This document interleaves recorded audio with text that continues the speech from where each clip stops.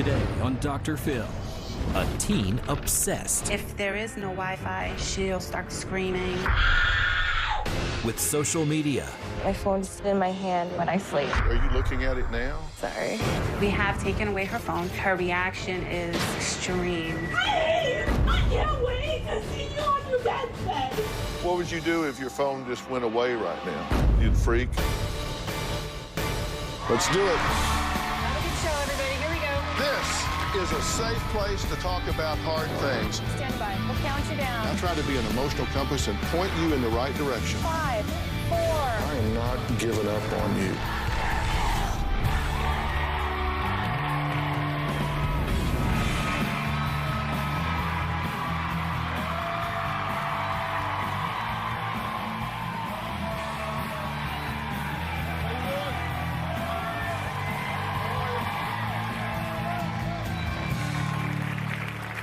I have a question for you. Does anyone out there know a teenager who is not constantly on their cell phones, tapping away on various social media sites?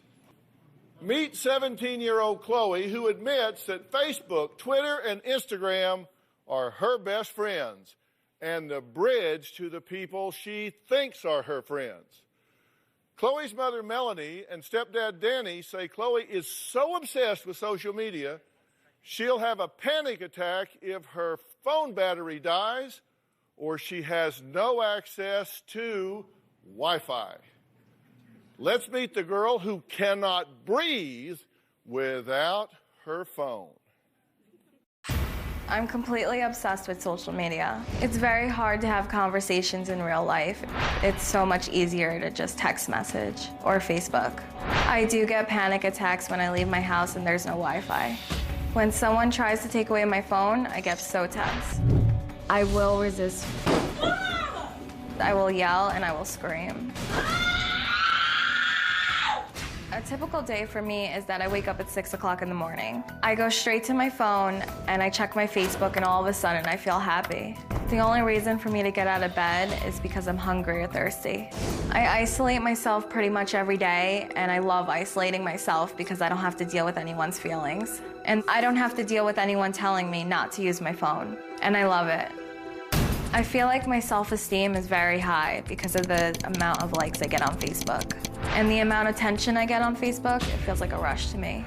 I always worry about my Facebook getting hacked or someone stealing my phone. So I'm very cautious about having it on me when I sleep. When I'm with my phone at night, I hold it in my hand with my strap on it. I'll be sleeping, and most of the time my phone's just in my hand. My biggest fear is that I won't be able to have personal relationships with friends, family. I need help. I want a normal life. All right, Chloe, it's good to meet you. It's nice to meet you. Now, you wrote to me. Yes. What do you think you're doing that is change-worthy? Well, I'm always on my phone 24/7, so it kind of feels like I don't think normal people are supposed to be on their phone so much. Yeah.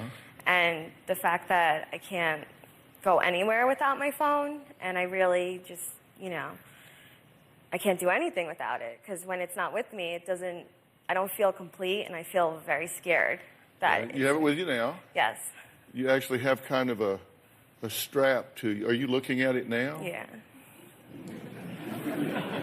Sorry. Trying my hardest to keep it. Yeah, can I see your phone? Sure. Yeah. What would you do if your phone just went away right now? I'd probably cry. You'd freak? Yeah. Yeah. Thank you. Okay.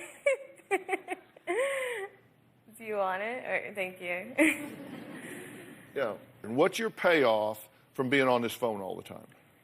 Well, if on Facebook, Instagram, and Twitter, I get 500 to 1,000 likes on each picture, comment, anything like that, and it makes me feel really good about myself. Okay, so your payoff is you'll post something up and you'll get 500 to 1,000 people that give you a thumbs up. Yes. And do you know these 1,000 people? No, I know probably less than 50 of them. And you have become addicted to their thumbs up. Basically, yes. You don't know who they are. No. Why do you think you're so dependent on their approval? They really feed my self-esteem. You know, before I found Facebook, when I was younger, and before I found that, oh, I could post a picture and get a like, I never had a good self-esteem. I was always bullied in high school, so I have a very low self-esteem. So this is safe for you? Yeah. The amount of attention that I have on Facebook or Instagram, it makes me have a high self-esteem. But if you don't get enough likes, you crash. That's true. Right? So is that high self-esteem, or is that vulnerability to whether somebody gives you the thumbs up? Yeah, I guess that, because it is high, like right now, but then if I don't get a lot of likes, it goes down. Did you try to get our Wi-Fi password? Yes. Did they give it to you? Yes. They did? Yes. Really? So my staff enabled you by giving you the Wi-Fi password? I think they know that I get really upset if I don't have it. Oh. So that bothered them. Oh, I didn't tell them that. I just said, oh, do you have a Wi-Fi password? And they're like, yeah, here it is. Yeah, they probably didn't know Yeah. the whole story. Yeah, because I wouldn't have given it to you.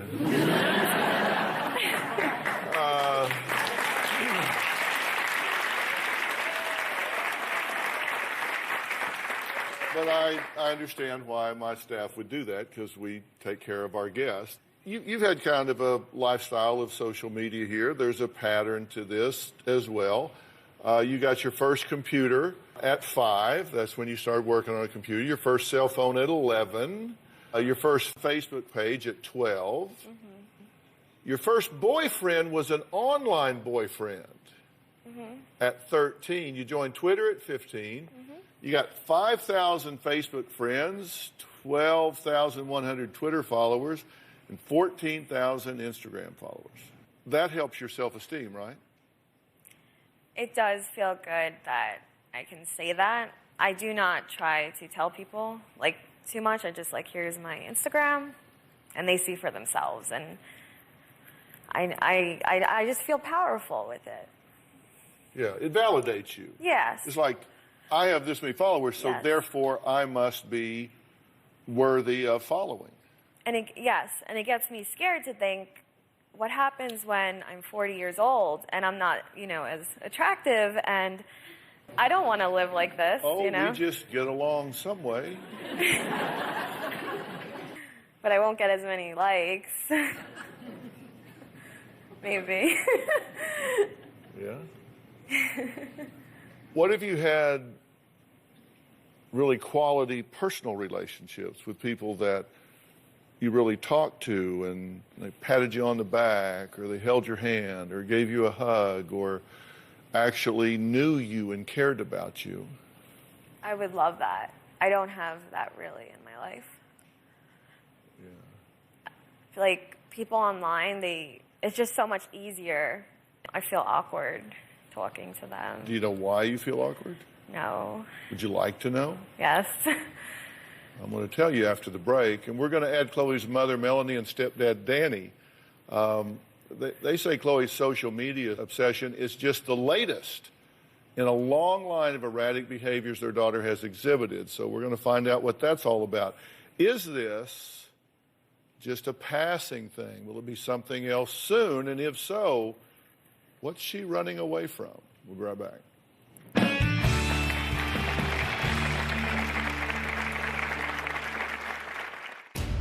We have taken away her telephone, and her reaction is extreme. I hate you so much, and I'm always gonna hate you. I haven't had a relationship with my daughter in 6 years. I can't believe what I said to my mom. Yeah. Just because she took away my phone. I feel like I'm insane.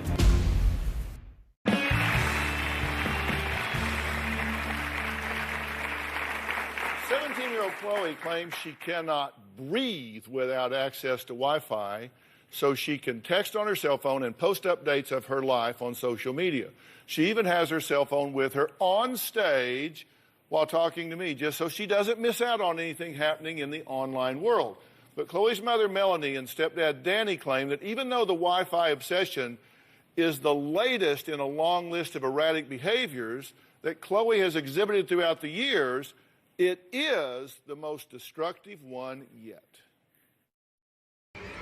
Chloe has an obsession with social media. It pretty much is taking over her life. It is absolutely crazy how much time she spends online. My daughter lives in a fake world. She really does not have formed relationships with individuals. If there is no Wi-Fi, she'll start crying, screaming. We have taken away her telephone, and her reaction is extreme. I hate you so much, and I'm always gonna hate you.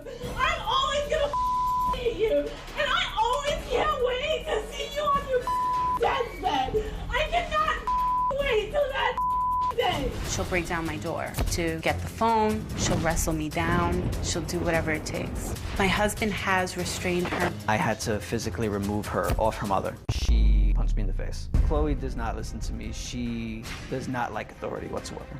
It makes me feel horrible as a mom. I haven't had a relationship with my daughter in 6 years. My biggest fear is that she's going to put herself in a very dangerous situation and not be able to come out of it. Okay, I'm glad you guys are here. You've been listening to the conversation we've had so far, of course. You're crying right now. Tell me why. I just can't believe. I can't believe what I said to my mom. Yeah. Just because she took away my phone. It's okay. What's your observation of what you said to your mom now that you look at it objectively? I feel like I'm insane. She says she feels like she's insane. Do you think she is? No, I think she just needs to find the right help. I think she's had a lot of issues since she was a little girl. A lot of obsessive, compulsive behavior, depression. You say she's had a lot of obsessions, and according to you two, you say she's, at a young age, she was obsessed with male teachers, TV, games, her appearance, a breakfast routine, orange juice, energy drinks, Wi-Fi. She's had all of these obsessions that she's had. And I went through a list of things that you said. She's been diagnosed with OCD, bipolar, schizoaffective disorder, anxiety, depression. And then you just said those things again. And you've been given all those diagnoses, right? Yes. And then you said, I feel like I'm insane. Yeah, I do. There's a concept called iatrogenic labeling. And I'm going to kind of oversimplify that for you, but an iatrogenic label is a label that can create more damage than that which it describes. Yeah. You know what I'm saying? It's a Makes label sense. that you put on somebody, and the label itself is so heavy and creates so many problems that it has more of an impact than that which it describes. So she's now been diagnosed as OCD, bipolar, schizoaffective, anxiety, and depression. Yes. And so she sits here and says, I'm insane. Actually, I've not diagnosed you. I haven't done a complete workup on you. We've asked you a lot of questions. I've reviewed a lot of records. You guys have been very forthcoming about everything.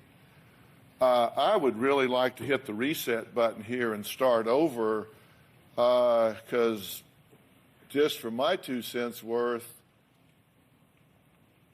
you seem like you got some really bad habits. Yes. You seem like you got some really bad habits, and you get rewarded for some really bad behavior. And one of the things that I just believe strongly in this life is you just don't reward bad behavior. Is what you're doing normal? No.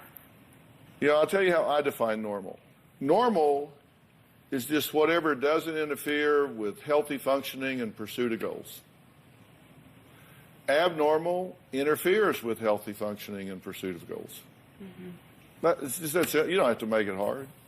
That doesn't mean you're obsessive compulsive, bipolar, schizoaffective, anxiety, and depressed.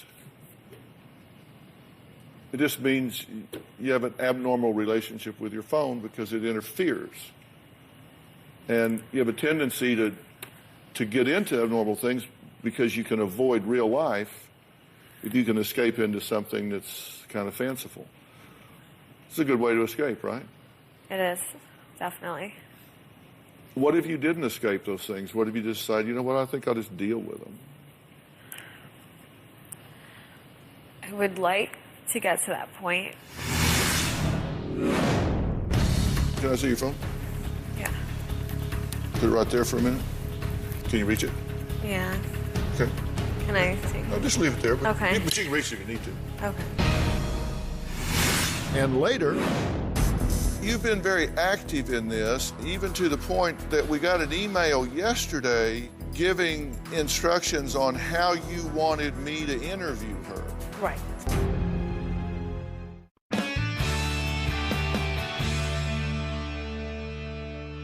Can I see your phone?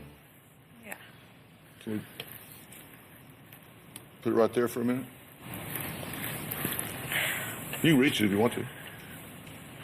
Can you reach it? Yeah. Okay. Can I take No, it? just leave it there. But Okay. But you can reach it if you need to. Okay. Right? Now, do you know how this will go if I say, so that's my opinion, thanks for coming, goodbye? You know what would happen? What? You wouldn't be out of the building before you would be back to doing exactly what you're doing. You know why? Why? Because this is a coping strategy for you to avoid your life. And if I take this coping strategy away from you and I don't give you a new coping strategy to put in its place, then you will regress back to this coping strategy. But if I give you a new set of tools to use, then you won't regress to this tool to avoid your life. You have things in your life that you've been avoiding. And like when you were yelling at your mother, that's just a tantrum. You were just throwing a tantrum. It's same like a 2-year-old does, except you're taller. Which means you haven't developed your coping skills beyond that real base level of functioning. But wouldn't you like to? Yes. Wouldn't you like to not have to avoid your life, but to deal with it? Because there's some things that have happened in your life that have left you kind of rattled Yes. along the way. But all these people that are throwing these labels on you, have they ever really helped you? No. What you did is you found a place that you were safe. You said, actually, I wrote it down. You said, I'm online because it's easier. I don't have to talk. I control the angle of my pictures, so I always look my best. I can have my most glamorous presentation, and I can control the pace of the interaction. Correct. It's about control. So everything here is about control and low demand. Correct. Which means you don't believe you are equal to handling the immediate demand of an eye contact, one-on-one adult interaction. It's very difficult for me. But you know what I think? I think you have come here on national television with an audience full of people in the room, millions of people watching at home, and dealt with me eyeball to eyeball, straight up, and conducted yourself as an intelligent, articulate young woman, and we have had a very intelligent conversation. Thank you.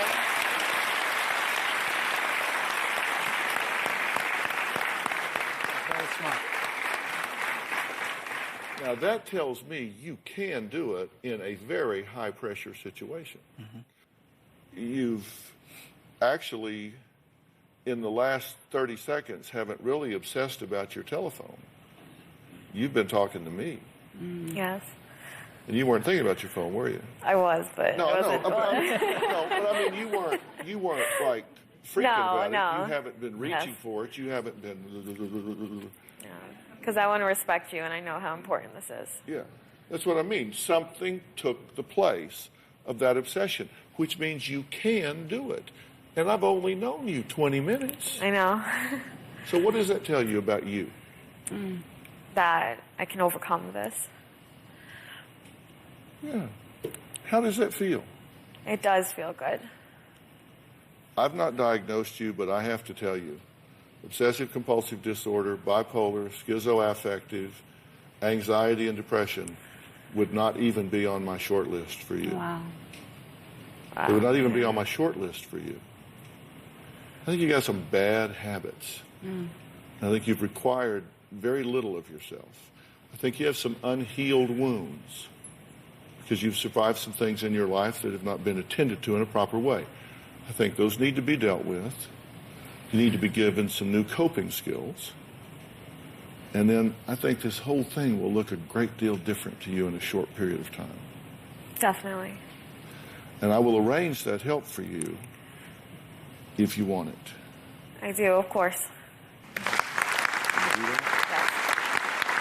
All right, we're going to move on. Next, we'll meet a mother who suspects her daughter has given away personal information online to strangers. I want you guys to listen to the next story. They've been listening to this one. We'll be right back.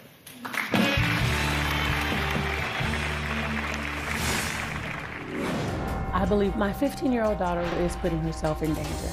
She even stole someone's cell phone to get on social media. Every teen is addicted to social media.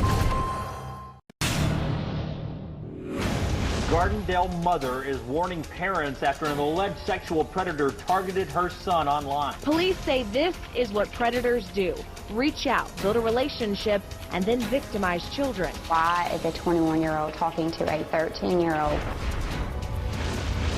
Sources say 27-year-old Daniel Berger used an online chat room to find his prey, a 13-year-old girl, then traveled more than 200 miles and abducted her right from the steps of her home. A Riverdale teenager had a close call with an accused sexual predator who showed up right outside her front door. The FBI wants your help. It's trying to identify hundreds of victims in a sextortion case. The convicted predator was sexually extorting 350 children in all. Hundreds of teenage girls victimized by an online predator. When we hand them technology, we're handing them a loaded gun.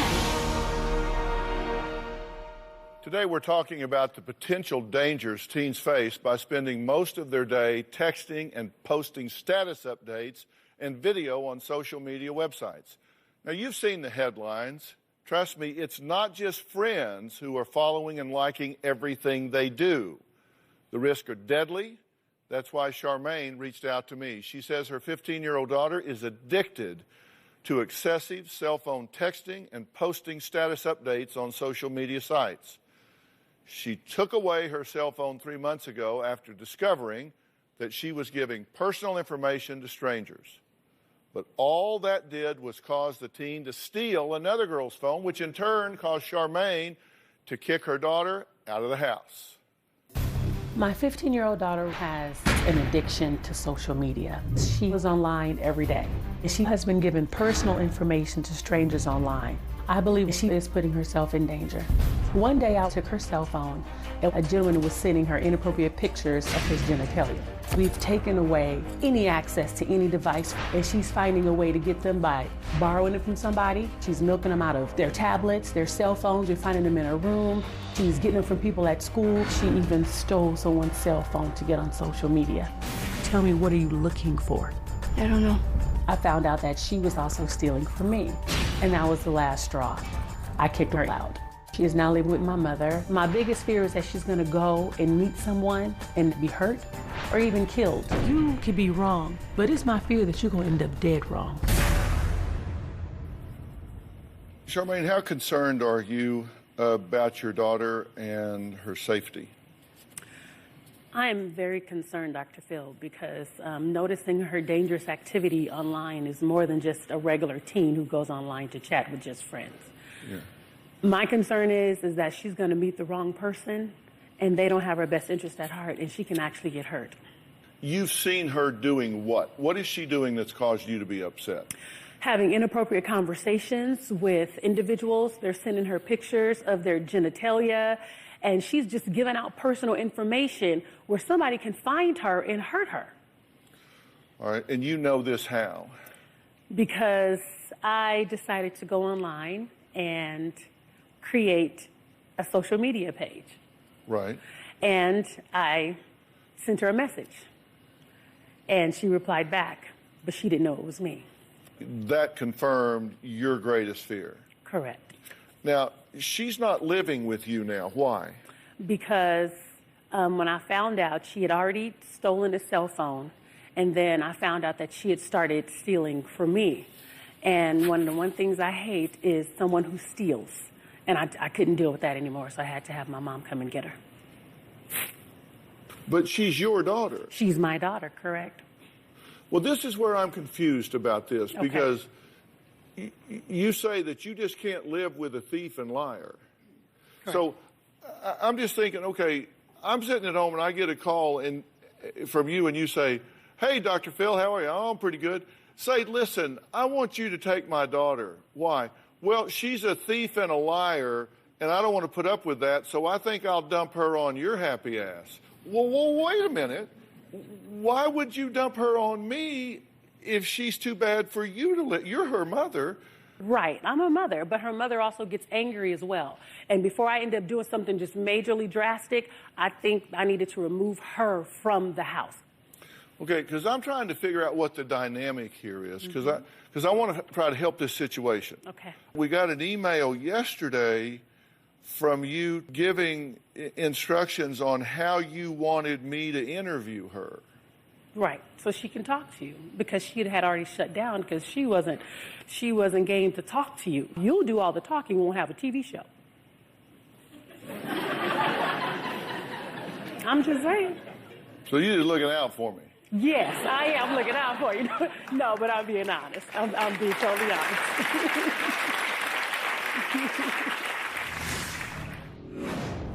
We interviewed you for an extended period of time, and I've listened to the entire tape, and you never mentioned that.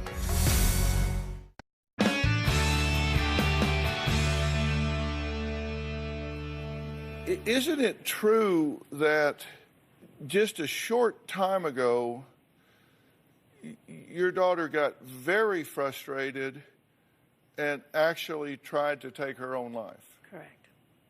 And we interviewed you on the phone for an extended period of time, and I've listened to the entire tape, gone through the entire transcript, and you never mentioned that. I never mentioned it because we was coming on this show for this particular topic and not for that particular topic. And so So you were deciding what I needed to know and how I needed to interview your daughter. No. So you made a conscious decision to withhold that information. No, the question wasn't asked. So we're talking to you about your daughter's social, emotional well-being, and you never thought it germane to mention, oh, by the way. No, I didn't. The last question you were asked, Okay.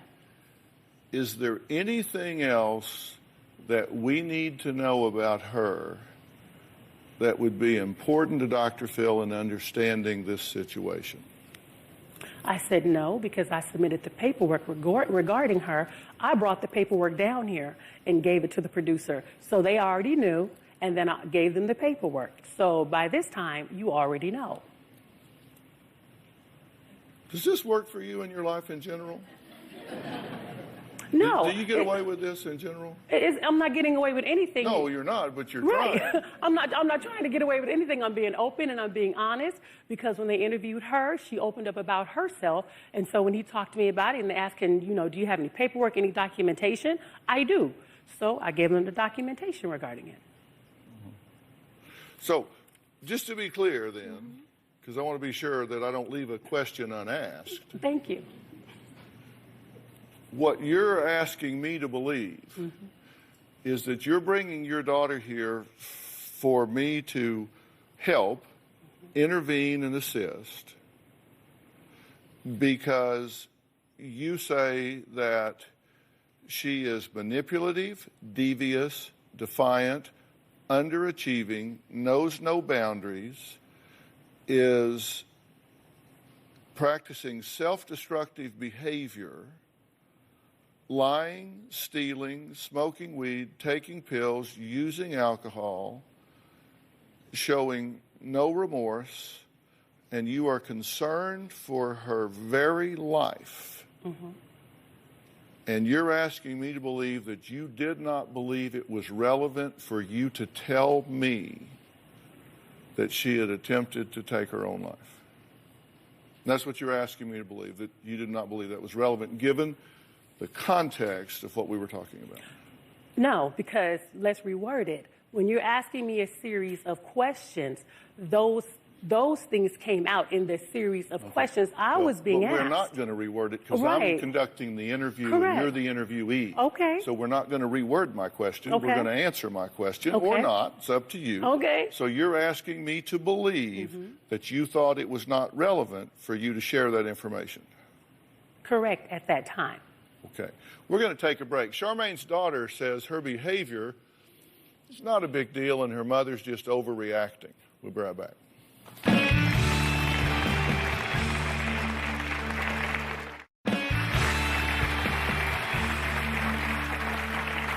Well, Charmaine's daughter says she does not want to be on the show today because she says, look, there's nothing wrong with me. She says, my mom is just overreacting. She also admits that even though her mother recently took away her phone and kicked her out of the house, that she's got 3 secret phones and a tablet as a backup. Take a look at this tape. I am addicted to social media, but every teen is addicted to social media. I'm just talking to them. About what? About life.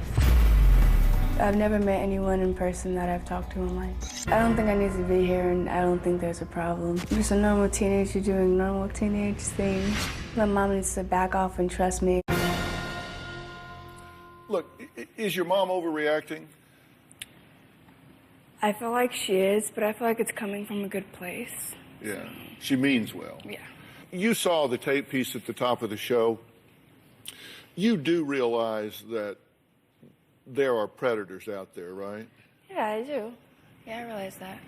What makes you think that you couldn't get preyed upon by one of them? I can control what I put out there, and if I'm not putting out anything that's going to necessarily put me in harm's way, then I think I'm fine. Your mother assumed a profile and said, you are pretty. Response, thanks. Where are you from? Your response, Cali. She is the stranger. How old are you? Your response, 15. Stranger, cool. What city in Cali? Your response, you revealed it. What school? Your response, why? Stranger, I'm in the Bay. Your response, you revealed your school. Stranger, what grade? Daughter, 10. Okay, so in this short period of time, they find out what city you live in, what school you go to, what grade you're in. Now, this was your mother who loves you. This could have been a pedophile. Now, that pedophile, knowing your school, your city, and your grade, could have been parked up the street, watched you leave, followed you home. They've got you. Tell me what you think about what I'm saying. I agree with what you're saying. I didn't think of it like that. What do you think of it now? I think that I shouldn't put myself in situations like that. You're at your grandmother's now. How's that going for you? It's fine. Yeah. Do you wish you were home? Yeah. Are there things you need to work on? What? Like not getting on social media and stuff.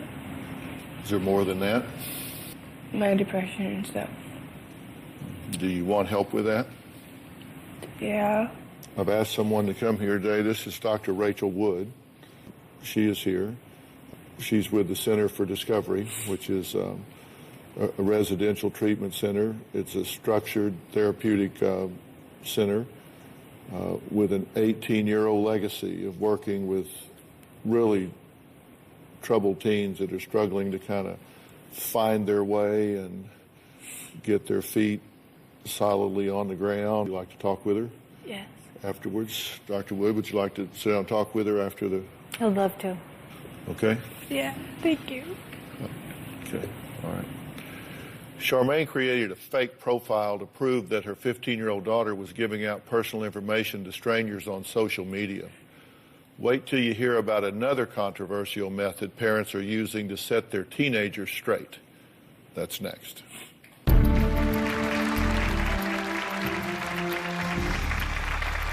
I made a fake profile on Facebook posing as a 15-year-old boy. I've been talking to these girls for the last 3 or 4 days, and today we're supposed to meet up. So right now I'm here with John, who's Juliana's father. We're gonna see if she's actually gonna come to the door or not.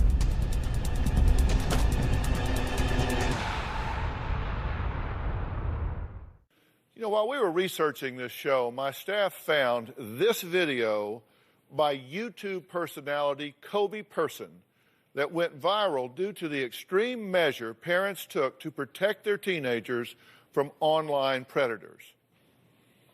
How easy is it for a pedophile to pick up an underage child using social media?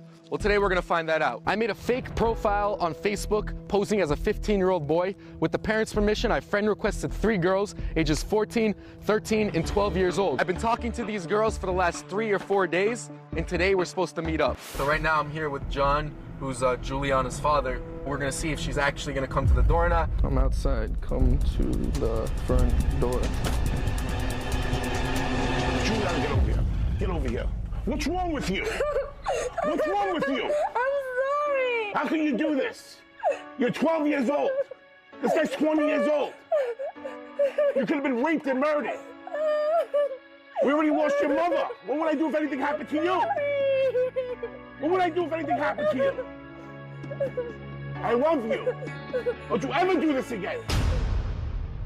Children have the knowledge, but not the wisdom to use the power of the computer, to use the power of the internet. That's the problem. And parents, you need to get up to speed. Their phones are internet capable. Of course the computers are internet capable. Even the game controllers of what they're playing back there are internet capable because they can network around and get on the internet. You need to monitor where they're going. You need to get into the chat rooms. You need to see what's going on because these people are out there. And the percentages of kids that have been propositioned in chat rooms is staggering, I can assure you. You need to sit down and have an honest conversation with your children. And we will have links on drphil.com where you can get this up-to-date information. Your kids have the knowledge, they don't have the wisdom. You are not the only voice in your child's ear. Make certain that you are the best voice in your child's ear. Make sure you are an informed voice in your child's ear. I'd like to thank all of my guests today, especially Dr. Rachel Wood for the Center for Discovery Residential Treatment Center. We will see you next time. Thank you so much.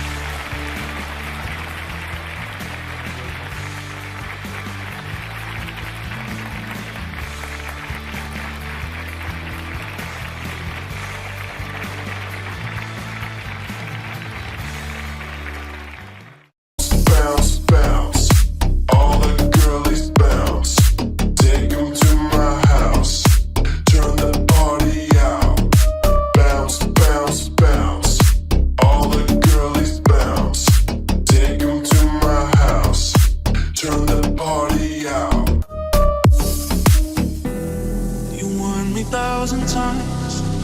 Memories can kill ya, but it didn't heal ya. I thought that I could fly, but woke up on the asphalt. I swear there was the last storm. I've always been naive. Call it